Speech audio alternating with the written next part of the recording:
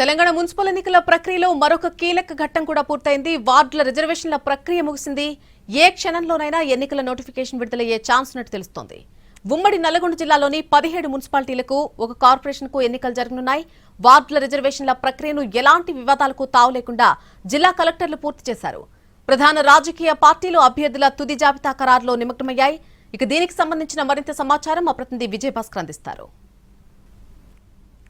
రాష్ట్ర ప్రభుత్వం మున్సిపల్ ఎన్నికలకు సమాయత్తమవుతుంది. ఇందులో భాగంగానే ఈరోజు రిజర్వేషన్ల ప్రక్రియ వార్డుల వారీగా రిజర్వేషన్ల ప్రక్రియ సజావుగా పూర్తయింది. ఎన్నికలకు సంబంధించిన వార్డుల రిజర్వేషన్ల ప్రక్రియ పూర్తి కావడం, చైర్మన్ అభ్యర్థికి సంబంధించిన రిజర్వేషన్లు కూడా పూర్తి కావడంతో ఇక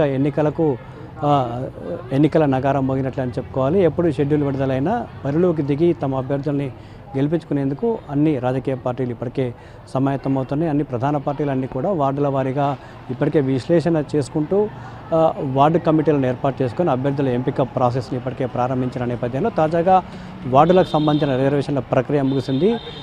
ఉమ్మడి నల్గొండ జిల్లాకు సంబంధించి నల్గొండ, యాదాద్రి, సూర్యాపేట జిల్లాలకు సంబంధించిన కలెక్టరేట్లో ఆయా మున్సిపాలిటీలకు సంబంధించి వార్డుల రిజర్వేషన్లను కేటాయించారు. గత ఏడాదికి భిన్నంగా గత ఏడాది రిజర్వేషన్లను మారుస్తూ తాజాగా కొత్త రిజర్వేషన్లను వార్డుల వారీగా ప్రకటించిన పరిస్థితి ఉంది. ఇక చైర్మన్ల రిజర్వేషన్ల ప్రక్రియ కూడా ముగిసింది. చాలా వరకు BC general, BC women unreserved స్థానాలు కేటాయించినట్లుగా కూడా మనం వచ్చిన రిజర్వేషన్ బట్టి కూడా చెప్పుకోవచ్చు. ఉమ్మడి నల్గొండ జిల్లా వ్యాప్తంగా మొత్తం ఈసారి నకరకల్ మినహా మొత్తం 18 మున్సిపాలిటీలకు ఎన్నికలు జరగనున్నాయి. 18 మున్సిపాలిటీలో 407 వార్డులకు ఎన్నికలు జరగనున్నాయి. చైర్మన్ ఎన్నిక పరోక్షంగా జరుగుతుంది. కౌన్సిలర్లు అందరూ కలిసి చైర్మన్ ఎన్నిక జరుపుతారు కాబట్టి వార్డులకు సంబంధించిన కౌన్సిలర్ల ఎన్నికకు సంబంధించి రాజకీయ పార్టీలన్నీ కూడా ఎన్నికను చాలా ప్రతిష్టాత్మకంగా తీసుకున్న పరిస్థితి ఉంది. రిజర్వేషన్ల ప్రకటన జరిగిన నేపథ్యంలో అభ్యర్థుల ఎంపికపై అన్ని రాజకీయ పార్టీలు దృష్టి సారించాయి.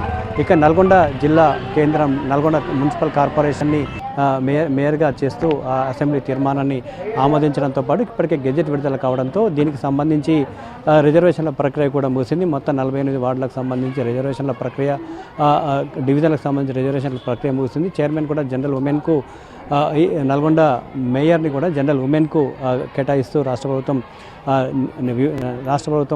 రిజర్వేషన్లు ఖరారు చేసిన నేపథ్యంలోనే ప్రస్తుతం దీనికి సంబంధించి రాజకీయ పార్టీలన్నీ కూడా ఎన్నికలకు సమాయత్తమవుతున్న పరిస్థితి చాలా స్పష్టంగా కనబడుతూ ఉంది.